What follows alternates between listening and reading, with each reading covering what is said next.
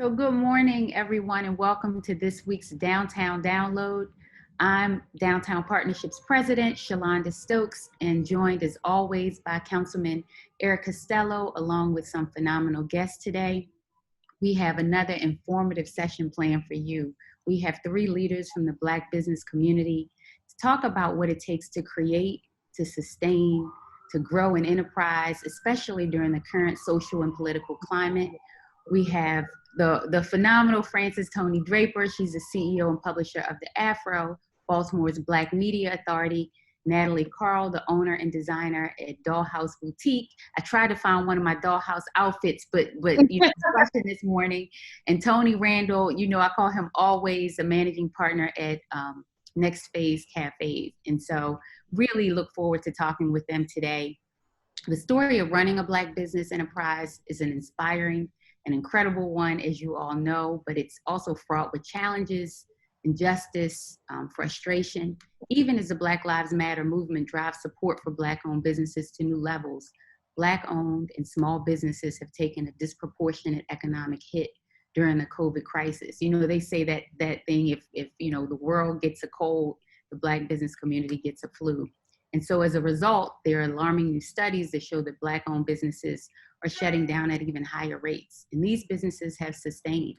Many of you may know, before I was president of Downtown Partnership, I was president of Graybo, which, we went through and sustained and did that for nearly 20 years in that right. And so before we get to the panel, because I know it's going to be power-packed, I do want to let you know about a couple big things that are happening this week at Downtown Partnership. We are in the middle of Baltimore's Summer Restaurant Week. It goes through August the 2nd. And so I implore you to support our restaurants. Get out, try something new, and help, with all of this, help us all sustain. We have around 80 of the city's best restaurants who are participating, amazing menus and specials. I know we tried something new last night. So it's great. We just launched a new website to support it. It makes it easier for you to go on. So please go to BaltimoreRestaurantWeek.com. And when you get something good, if you would tag it with the hashtag BaltRW, we'd appreciate it to keep the momentum going. Also this week, we have our very first Black Business Friday celebration. It was scheduled for last Friday, but with the weather, postponed to this week. It's taking place at Center Plaza. So hopefully, if you've never seen Center Plaza or taken an opportunity to go there, please come out and join us. Registration is required because we are doing social distancing and making sure that we limit the number of people who are going to be there. But it's a celebration of Black enterprise. So we want to support those businesses, showcase those businesses. And it will be some fun mixed in. DJ Tons, of course, is going to be there. It's free, but as I mentioned, registration is required. So go to downtownbaltimore.com, go downtownbaltimore.com to register for that. And if the registration is closed for this one, we'll have one in August and September. So please, please, please take part. The AFRO, I know you'll be there. Next Phaze, you'll be there. And so we just want to make sure that everybody is coming out to support. But before we get deeper into the show, I want to let everybody know, please use the Q&A box at the bottom to ask questions. Our format for the show stays the same. After I go on, Councilman Costello will let us know what's happening in the city, and then he'll start to answer questions, ask questions of our panelists, and I'll come back and ask the questions that you all put in the Q&A box. So please ask your questions. So Councilman Costello, with all of that, I turn it over to you. Do you have anything that's happening new in the city? Thanks, Shelonda. Pleasure to be here again this morning for another episode of Downtown Download. 2 quick updates. One, as many of you may have heard, Mayor Young on Friday implemented further restrictions on restaurants and bars. Indoor dining and consumption is suspended indefinitely. The understanding is that the mayor's senior team and the health commissioner are going to come back and revisit that in 2 weeks. Restaurants are still providing carry-out, take-out, delivery services, and any restaurant who has outdoor seating can utilize that. The other thing is that the health commissioner put in place a requirement, the mayor did, on the health commissioner's guidance, which requires you to have a mask when you're in public, when you're unable to socially distance. If you are inside any establishment, a grocery store, a drugstore, a gas station, etc., you have to wear a face covering or a mask covering your mouth. We're just asking everyone to please carry a face covering with you at all times and try to wear that as much as possible when you're interacting with other people. And please try to follow the 6 feet social distancing rule. With that, Shelonda, I'll turn it back over. Actually, one other thing. We will have there's a group of artists who will be doing a Black Lives Matter art installation on Fayette Street in front of the Benton building, which is part of the city government complex. It's directly south of the War Memorial Plaza, in between Gay Street and North Holiday Street. So that's going to be painted sometime on Friday or Saturday, and I know there will be folks down there on Saturday. Hopefully you can check it out. Again, please make sure to bring a mask and practice appropriate social distancing. And with that, Shelonda, I'll turn it back over to you. Okay, thank you, Councilman, for those updates. Please, for everybody who's on here, visit our site, godowntownbaltimore.com. We'll keep you updated. Tune into our social channels, because all of the information that the Councilman is sharing, we want to make sure that everybody gets out. And Councilman, if you would, I know you always post your link. You keep timely updates as well, just to make sure that everybody is in the loop. But I want to, before we sort of turn it over to the panel discussion, I want to give a special thank you in the beginning to our panelists today. I talked about what it is. I know I've lived what it takes to sustain and grow a business, and adding the layer of a Black business on top of it is even more. And when I introduce myself, sometimes I say I'm female, I'm Black, and I'm left-handed. You know what I mean? So just to think about all of the things that go into it, right? And it takes a lot. And so when this panel was selected, it was selected for the diversity of the panel for a number of reasons, right? You have Reverend Toni Draper of the AFRO, a legacy organization. I know it's the first, and Toni, you can correct me, because I know it's not the first African-American publication, but it is the first something in that right. And for us here in Baltimore, it's a gem, it's a staple in it. And part of what the AFRO is going through now, even in their rebranding efforts, that are really exciting, because they have been celebrating the Black lives for I don't know how many years. I mean, they are a staple. And so part of what we want to make sure comes across in the AFRO and you guys being here is the sincerity, the empathy, the message, the stories that you cover that really celebrate us. And so when you look at the AFRO, you're not seeing only stories of negative impacts. And so I just encourage everybody, if you don't have a membership, get one, please, in there. And it's for everybody on here to celebrate and support them. So thank you, Toni Draper. Welcome. I know I served with you as a regent of Morgan State University. It's so much that we could go into. I'll transition next to Natalie. Dollhouse Boutique. I don't think there's anybody who doesn't know Dollhouse Boutique, one of my favorites. I mean, if you want something that nobody else is going to have on, stand out, which you know is me. I'm always trying to represent and keep it cute and classy. Dollhouse Boutique has that. Natalie, you sustained in that location in the DMA on Charles Street. And so I welcome you here today. Love to hear your story.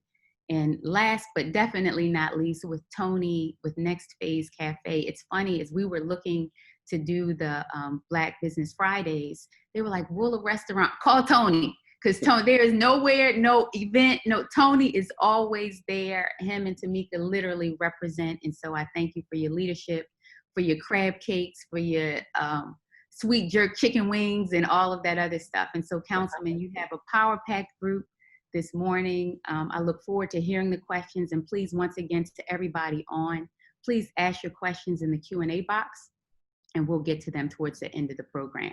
Councilman.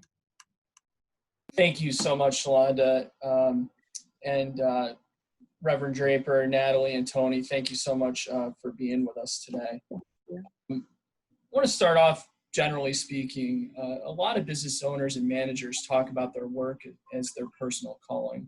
Would you describe it that way? And can each of you briefly share how you got started in business and how you ended up where you're at today? And let's start off with Natalie. Okay. You said, is it our calling? I'm sorry, I couldn't hear. I didn't think it was my calling, but after 16 years, I think it is. And our business, although I am a fashion designer, it's styling, it's about the boutique, it becomes more of a community of women that really uplift each other, and fashion is just the umbrella. So I think and I love sisterhood. So when it becomes a calling, I think those two things together, fashion and sisterhood, has definitely gone hand in hand and been the reason why the community has been able to sustain. So in that regard, yes, I would say the Dollhouse is my calling.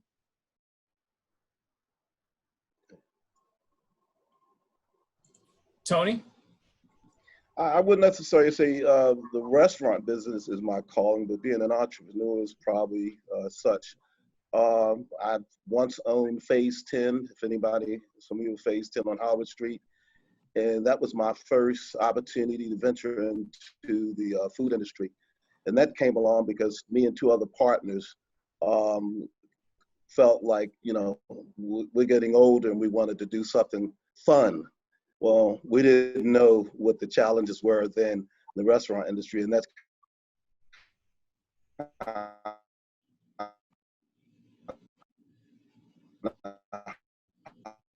how we kind of run into.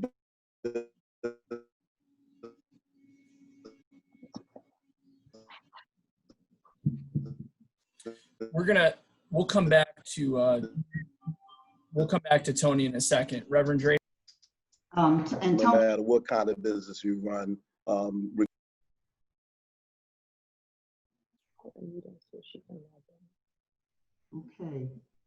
All right, but first of all, thank you all for this opportunity. And Councilman, Toni is fine. I mean, unless you're writing a check and the first name is Francis, but Toni is absolutely fine.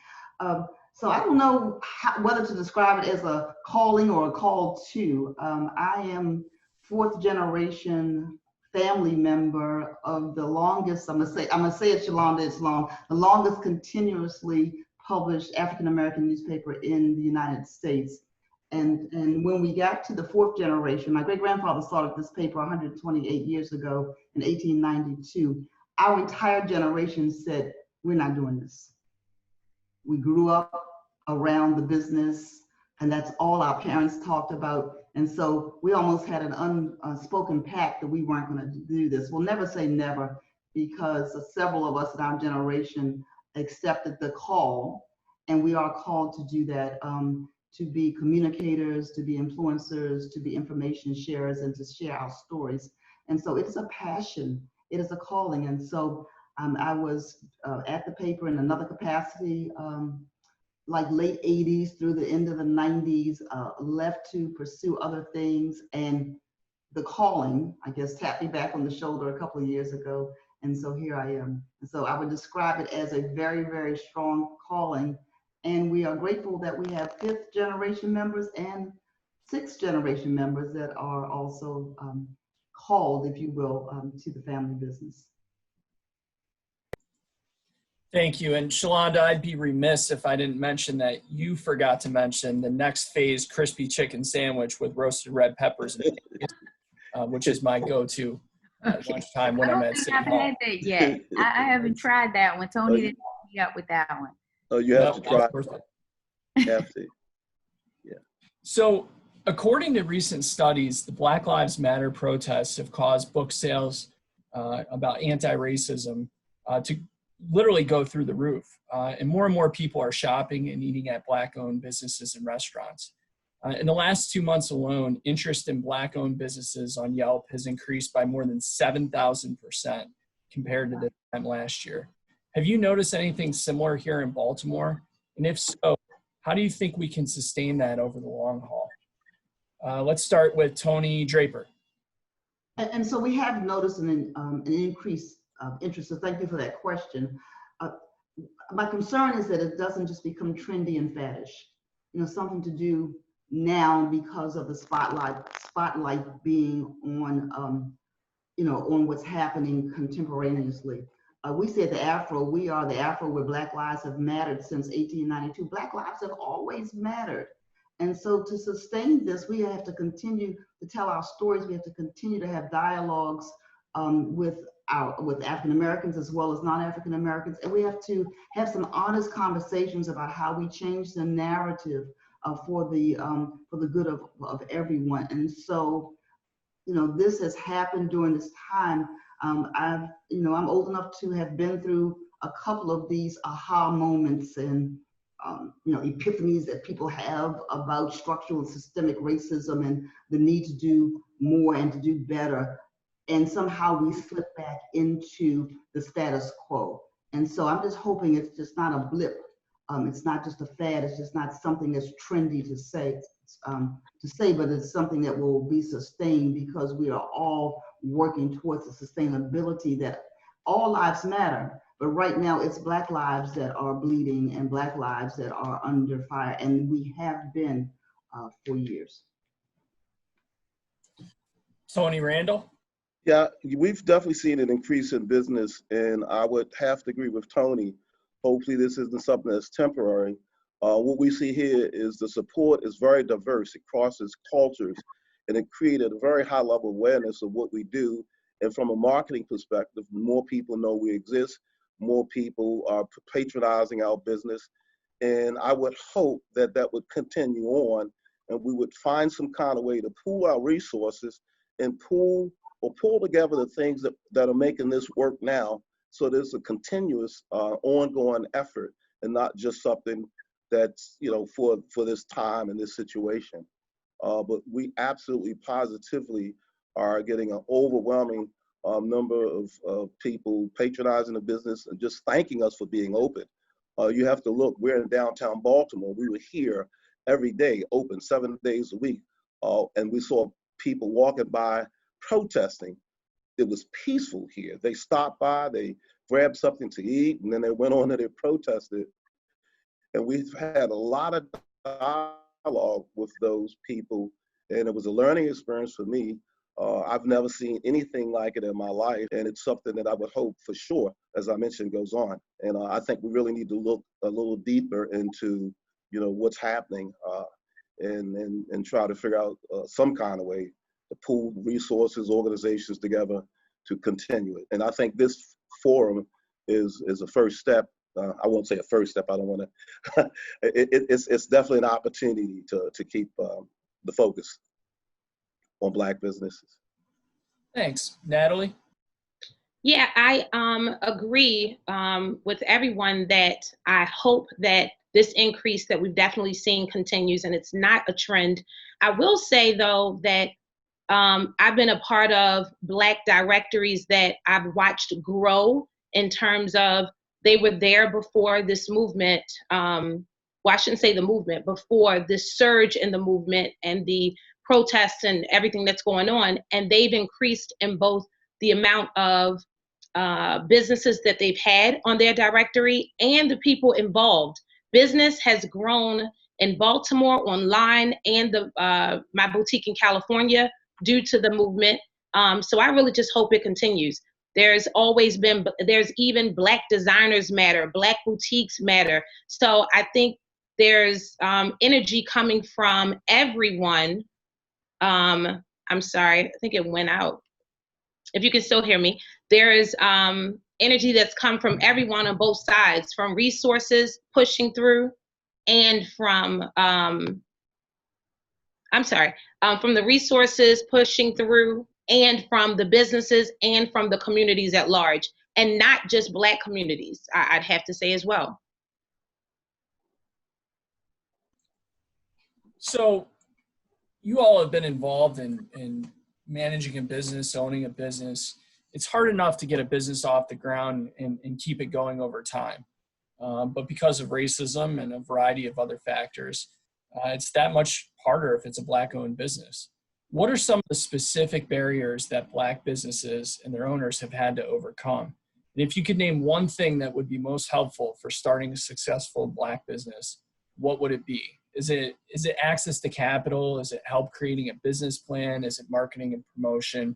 Natalie, let's wrap around and go back to you. Well, I would have to say with myself, entrepreneurship at all was very unique in my family. Most of my family had been in a professional setting. My dad was an engineer, mom a teacher. So the entrepreneurship piece alone, I needed a community of other entrepreneurs to help me with the do's, the do nots. There was a lot of things that I had to learn on my own in terms of everything, from how to get the capital, how to have financial literacy, how to market correctly to your demographic, how to sustain the community in which you, once you have that community, how to sustain it. So I think resources to help entrepreneurship at a whole from the start is very helpful, especially as a lot of entrepreneurships in the Black community is rising. Black businesses are like on every young woman that works for me right now has started a Black business, and that's a surge that I see throughout the community. So having those resources there in the beginning when you start your business, so that you're not making mistakes that do cost you, and I've made a lot, that is one of the biggest things that I think would help. Toni, Randall? But definitely have to agree, having resources is key, and having a real good idea of your products and services beyond, oh, I'm great at, making cakes. Who else is great at making cakes? What are the demographics? Building relationships with legislators, community groups, and just talking to people in the street about what you're trying to do before you dive into it. You need to do a lot of research. And many of us, most of us, the first time we're not as successful the first time around as we are the second time, because there's a lot of things we haven't had the opportunity to learn, and you learn it firsthand when you start a business. So find people who are in business, who have businesses that you know, and just ask questions. SBA has a number of programs. You participate in those programs. So there are resources, but just as Natalie said, in many cases, we don't know about those resources, and we're not always reaching out to grab a hold of those resources to kind of, be better at what we do. Many of us kind of, as I mentioned earlier before, the technical problem, kind of landed into these opportunities because we had a niche and we thought we could make things better for someone else and generate a profit, and that was start a new business. So there's a lot that goes into that. Capital is very, very critical for non-earning businesses. Many times we're undercapitalized. We don't have payroll for a year. We don't have relationship with financial institutions to get money. We don't think about the ups and downs. It snows, it rains when you're in the restaurant industry. You have a pandemic. None of that is not anticipated, but if you have a real strong financial base from the beginning, at least you can survive short term to recover and get your business going, which is what every one of us is faced with now. We all, that first week or second week in March, I'm certain this was true for everyone, we're trying to figure out what are we going to do next. Toni, Draper? And so I agree with everything that Natalie and Toni have said. And I just want to add, starting a business is challenging enough, but sustaining a business is even more challenging. And so in terms of the assistance that Black businesses, I think, need would be some technical assistance around scaling and wealth creation. What tends to happen too often is that as entrepreneurs, we can start a business, but can we sustain a business? Can we sustain it over time? Can we leave it for the next generation? Can we actually create some wealth? Not just some profit, but can we create wealth? And can we surround ourselves with people who are willing to share with us and that we can be mentored by, and then we can turn around and mentor someone else, reach back and help someone else once we learn those principles. And so I think those are the things that would help us. I was talking to someone the other day, and this is a form of entrepreneurship. It used to be a time that you could name the African-American doctors or dentists, or you knew who some of those people were and are, in other major businesses that employ African-American businesses that employ a great number of people, because employment is key. So we need to scale our businesses.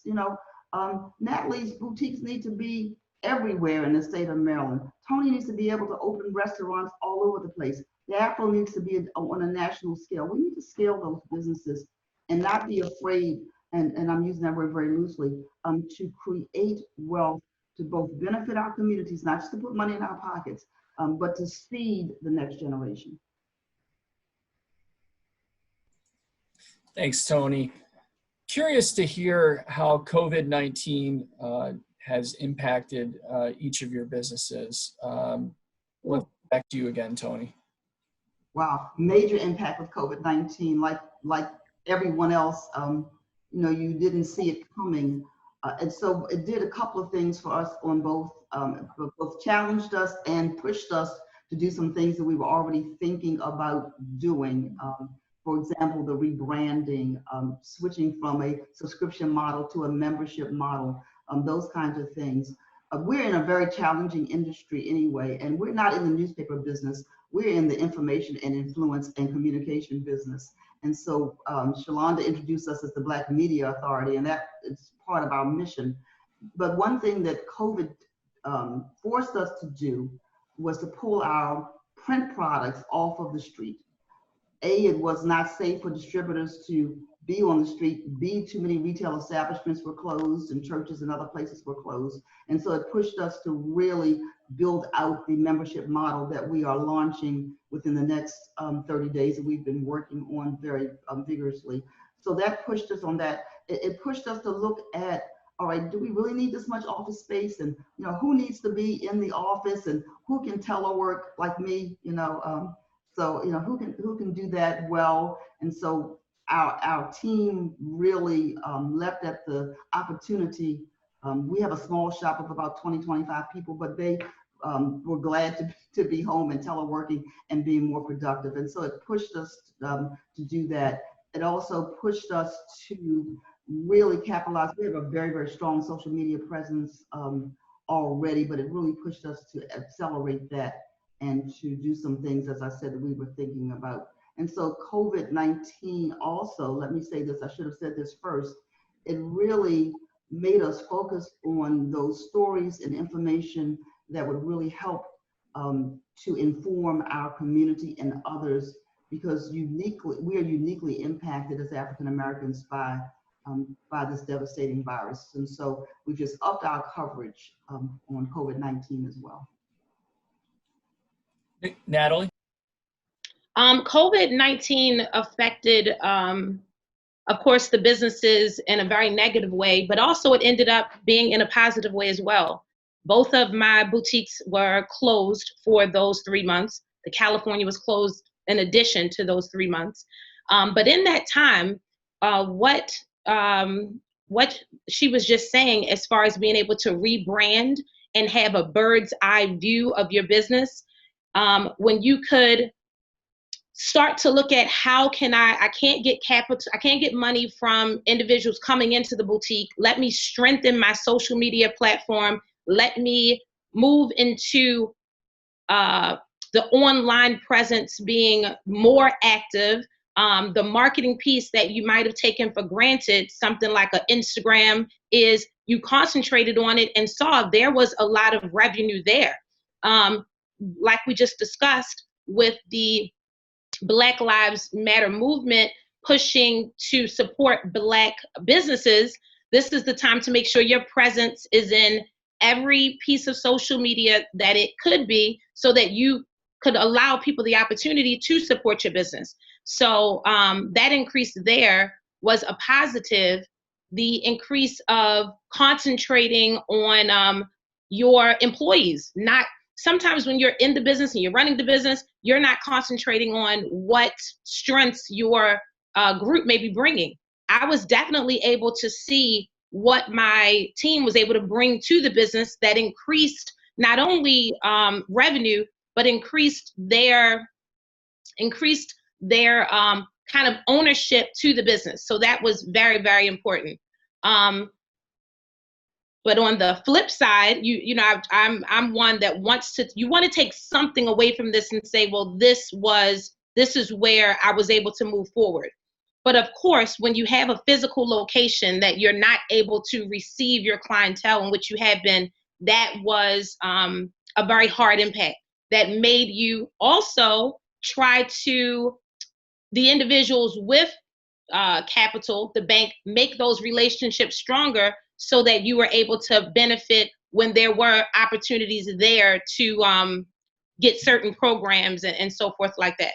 So it flipped your business to me. It flipped your business, and I say it like I feel like there's a rebirth that's going to happen. You fell, you hit your head, you were extremely hurt. And if you could, I wouldn't say smart, but if you could, you found a way, how can I heal myself and push forward and walk stronger after this? Toni? For us, I'll start off with the bad things. We woke up one day, we heard that there was this executive order passed in a business that I operate that's based around people feeling good, you know, entertainment and food was closed. We had to stop operation. In other words, I have 6,000 square feet of space, and about 4,000 square feet of that space was designated for indoor dining and entertainment. We have a stage where live entertainment took place, comedy shows and so forth. I had to immediately, or my team and I, had to immediately figure out how we were going to transition from a full service restaurant and entertainment business to carry out and curbside services. So that was a challenge, but fortunately for us, I pulled a meeting together with the team, and we've started to look at delivery services and how could we transition into that space. And the good news is, because we were innovating as we were transitioning, we were learning how to become a new business. And as Natalie said, rebranding the business. So getting flyers, getting marketing material, letting people first know that we're open. That was the key thing. People wanted to know whether or not we were open. So that transition, we experienced a lot of loss, as everyone did those first few weeks. And we're still kind of recovering from that loss. But the delivery service business is a good one, with the exception of the fact that they charge a high commission, which I won't talk about on this call. But I think for us, the take from this experience was, we need to make use of all the tools that we have and think very quickly so that we can survive. Surviving this, I think, will make us better for tomorrow when we get back to a place where we can have indoor dining and offer entertainment.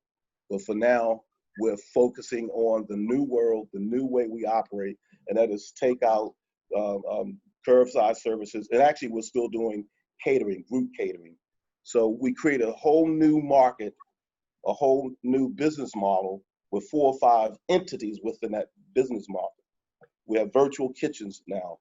So it's still ongoing. So the positive takeaway is that we have a new business that we think will survive this pandemic and after.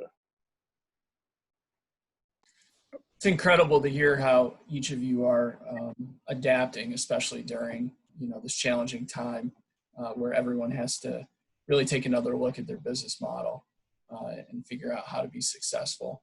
I'm going to transition over to my amazing co-host, Shelonda. I know she has some other questions, and we're starting to get some questions in from our audience. Shelonda? Thank you so much. And this is interesting seeing from the other side. I'm usually the one trying to figure out how to make payroll and write the pay the vendors and do all of that stuff. So I want to go back. We're getting quite a few questions on financing, and so it's 2 parts. The first part I want to talk about is, how did you finance your organization to begin with? Toni, I know it's a little Draper different for you, but still, I'd like to know, how did you all get started and get the financing for your business to begin with? So were you asking me first too? Yes, I'll start with you because yours is a little different. I'll start with you. Yeah, ours is a little different. And I don't have time to tell the whole story, so I'll tell you a little bit of how the business got started financing wise, and depends on who tells the story. Because of the women of the family tell it, they say, Natalie, that my great-grandmother loaned the money to my great-grandfather. The men in the family say that's impossible. And they had to be partners. She just gave the money. But she had money that she had received from her father, who had been enslaved here in Maryland, and the son of the slave owner. And when that person died, he gave him some land, and he sold his part. And my great-grandmother ended up with this whopping $200. And so the name AFRO was already in existence. And so at an auction, the name AFRO in the printing press was purchased for $200. And that was in 1892, when reportedly less than 2% of the Black population could read. So that's the money that got it started, right? The $200. But over the years, the company evolved into a C corporation, and many, did I say many shareholders are a part of. But when the founder died and he was the sole shareholder, he and my great-grandmother had 10 children, and they divided those shares up equally amongst the 10. And over the years, it shifted. My grandfather, I don't have time to go through all of this, but he's told the story that when his brothers and sisters would come to him and say, and his name was Carl Murphy, and said, Brother Carl, can we borrow whatever? We're having a hard time. Can we borrow? He said, you absolutely cannot borrow from me. But I tell you what, give me your stock and I'll give you X. Oh, wow. So he did that successfully and ended up with more than his 1/10 share. And so we are a stock company mainly owned by family. It's a whole bunch of us. And because it's a whole bunch of us, our forefathers had the foresight to put stock into what's called a voting trust. I know that's too much information. So it's consolidated within a voting trust, and then you have voting trustees of that trust. And usually those trusts are long, 10 years, 20 years, because in between we fight over who's in charge. So thank you, very informative. And even with the voting trust and some things like that, the other part of this webinar is also about us looking into how we're shaping our businesses. I see a number of business owners on the line, and things that we can do to protect, things that we can do long-term. And so thank you for sharing. That's a part of, how we continue to expand. Natalie, let me come to you. How did you finance Dollhouse Boutique? There was no such thing. Okay. Just to be completely transparent, I was broke. So I was in a position that most people would not think to start a business. I was in my early 20s. It was just a love of mine. Like, I wanted to do fashion. So I would say I had a good $2,500 in the bank when I started my business. So I did exactly what I would not suggest anyone did. I didn't even have credit. I had to establish credit. So I really was in you must make money to survive. And luckily I had already been a part of an existing business, but just as a designer in that same space. But it was not my intention to open a space, just so that we understand. I didn't just jump out broke. It was kind of, Natalie, I'm closing the business. You're starting to do very well. Do you want to keep this business? I don't have any money, but you're making money. So I actually gave myself a goal of, in the next 6 months, I need to create this much money via profit. I need to create this much money via profit, and then be able to work from there and establish credit and so forth. So I really just had to hit the ground running, which I did. And I tell people all the time, I didn't even have a grand opening. So I did not have the business financed. I had to make the money, build the credit, and go from there. So I hope that answers the question. But it does. And I think for a number of people on the line, hopefully it offers some inspiration, especially during a time like now. It's times where people are being laid off. It's people in very similar positions. And part of it is what's going to happen next. And so Right. hopefully there is some inspiration that comes out of it. Similar to what you're talking about. I don't want anybody to have to go through it that way. No, don't go through it that We're way. living proof that you can. Right. And I would have to say, after 6 months, and what I just discussed a little while ago, not having any entrepreneurs around, you still are stubborn. You're like, no, I don't care, I can do it. 6 months later, I was able to get with entrepreneurs that said, now you have to do this. 6 months later, now you have to do this. So even though I started it without finance and credit, you had to understand that I was given the information and able to grow from there. No, definitely. Toni? Well, the story's a little different for me. I did something with this business that I said I would never do. Again, as I mentioned before, I own Phaze 10. It was 2 other partners, and we financed that business ourselves with our own personal savings. And we didn't mention my daughter, who's my partner, and she's my partner because she has something a little more valuable than finances, which is why the business is still here, which is why it works. She has time and talent. So you don't always need money, as Natalie said. If you have a lot of people willing to invest their time, family members, my grandkids work in this business and they work hard and they don't get any slack. So fortunately, I did have a full-time job, and there was some revenue coming in from other revenue streams. I have some real estate and so forth, so was able to self-fund the business. But I do not recommend that. And I remember when we shut down Phaze 10, each of us said, we're never going to do that again because you don't get your money back from your bank account. Loans, Right. negotiate the terms, you can extend them out, you can ask for forgiveness. But when you invest your own money and it doesn't work, you know, you lose. But you have to have the confidence and know that you can make it happen. And I think that drives us more because it's our money that's at stake. And I tell you, that pandemic really had me feeling not good for a couple of weeks. So I didn't sleep. I just kept thinking, what are we going to do? I'm going to make this work.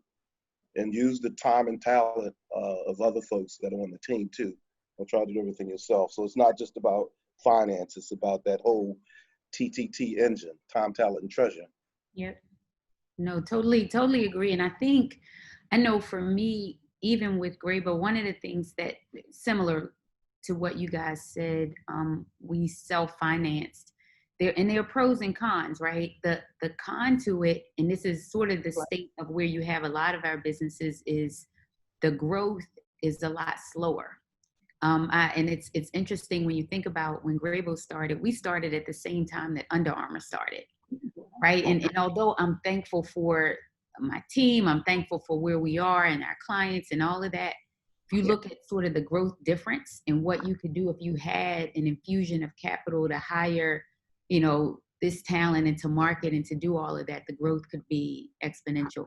There are a couple resources in the chat, and I know everybody is not necessarily paying attention to it. But there's one, I know, MA talked about Morgan State University's new Baltimore Means Business Entrepreneur Growth Program. It's available and free to all entrepreneurs.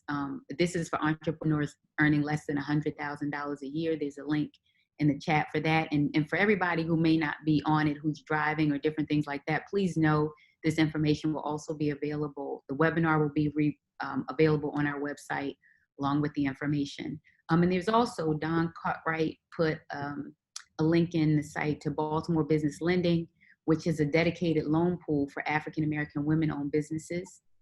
Loan amounts from $10,000 to $150,000 with a minimum credit score of $600,000 for applicants. I know there's a small business resource center with Paul Taylor out of the mayor's office. There are other resources, and sometimes it's just not knowing that those resources are available. And so we want to make sure that we're being a conduit to that. I do want to shift it, and Councilman, I don't know if you would know the answer to this, but there is one of the questions, and it came in early, just about how businesses can obtain financing to offset the effects of COVID-19. I know we've done on Downtown Download segments on PPP, and you know what we recognize is there have been businesses that have left out. I know BDC did some things. Do you know of other opportunities for people to obtain financing, or anybody on the panel, to offset the effects of COVID-19? I would want to, I've been surprised that I've found a lot of businesses that don't know about the COVID emergency disaster fund that's been extended through the SBA. I know I have a circle of business owners, we've all benefited from that. And there has not been a lot of paperwork, you know, as long as your business was established prior, obviously, to COVID. I've been encouraging, sending links to everyone to make sure you get on this, because I've never seen the initial one was very difficult. A lot of people declined. This one has been a much smoother process. The money happens very quickly, in less than 2 weeks. So that's one I would really push for everyone to at least apply for. And when I've looked at the percentages, Black businesses, 70% haven't even applied. So the COVID-19 disaster, I wish I had the exact words, but as soon as you go on the SBA, it's the first one there. So to look into that for sure. Does anybody else have? Well, so resources? there are a couple of other new ones. The Meridian Management Group just put $5 million on the street on the 20th of July. And so you can go to their website and I think those loans are up to $200,000. Up to the first $50,000 doesn't require a personal guarantee. The terms are really favorable. So I know that's a brand new one that's there. And Magic Johnson, I'll send you, Shelonda, the link for that. There's another loan fund that they're pushing as well for African Americans. And then within certain industries, so for example, in our industry, and it may be the same thing, Natalie and Toni, in your industries, there are specific grants just for your industry. And so there is, for example, a fund for Black journalists. For those who are, so there are lots of Black journalist kinds of funds that are there as well. So the opportunities, as Natalie said, are there. Now they all have their different requirements. For example, you know, you may not qualify for one or the other, but the EIDL loan, that's that acronym for the SBA loan, is a pretty simple process. Which is good. Councilman, I know that with the BDC and some of those, their first round went to a number of minority businesses, Black-owned businesses, and those I know were smaller grants. I know, you know, Mayor Young has been pretty consistent with trying to figure out how to create new programs and endeavors and stuff like that. Could you shed a little bit of light on what was happening, even with the BDC opportunity? Yeah, absolutely. BDC distributed about $3.5 million worth of grants to businesses in Baltimore City. I want to say that about 65 or 70% of those were minority owned. The mayor wanted to make sure that, you know, businesses who had not received other forms of support, whether it was PPP from the federal government or some of the state grant programs that ran out very quickly, did have access to funds to make sure it was as equitable as possible. And I think under Mayor Young's leadership, that's what the program accomplished, thankfully. So, you know, we're eagerly anticipating what's going to come out of phase 4 of the coronavirus relief package that's being debated in the Senate right now. There's been a lot of back and forth, and there's really no telling until something gets to the floor for a vote. But I think there's a hope that while you know, individual unemployment payments will continue, that we also have support for our direct support for our small business community, and frankly, direct support for local municipalities and states, because we all need the help. We got to continue to recover, and it's going to take a lot. And the federal government is really the only entity that is in a position to finance the type of relief that we need economically.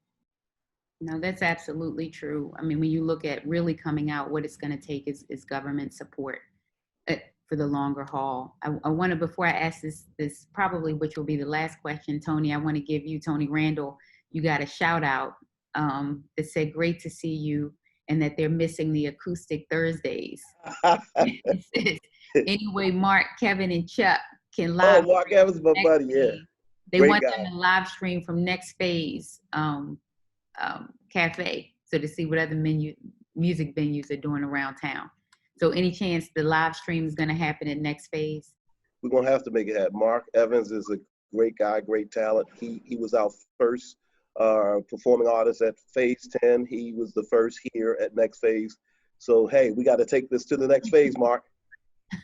We're getting a lot of shout outs. So kudos to for the team overall. This last question, which it'll just in terms of time, really takes it back to basics. And the person is asking, because it sounds like, for all of us, it's been not as well planned out maybe. And so they're asking, how important is a business plan? Or is it better to just jump in and start small? So Toni, Randall, let me start with you.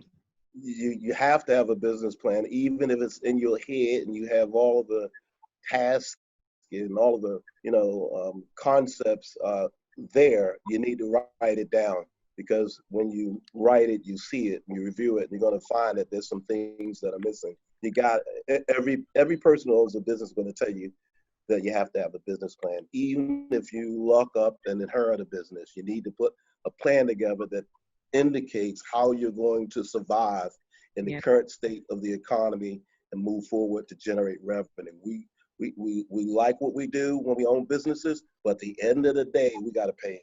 We got to make payroll. We got to have product.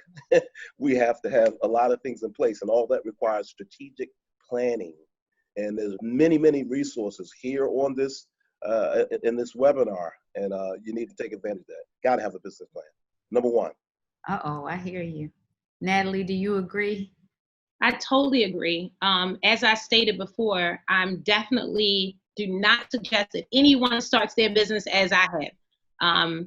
I've been blessed that something that Toni said, talent has allowed me to continue to redo. But I can tell you when not having a business plan changed, and I had a business plan and continue a working business plan, and something that the young lady from the AFRO, I'm sorry, one thing that she said that stood out to me is when she was talking about, it's like I'm absorbing all these things, and okay. She was talking about in the business not being just for profit. And that's something that you think when you're young and dumb, you think, I just want my business to be profitable. And it's not about just being profitable. It's about to being able to grow and to have the generational wealth. So I was one that was just doing the profit until 2008, when we had a recession. And when you don't have a business plan and you hit something like a recession, you're hit even harder.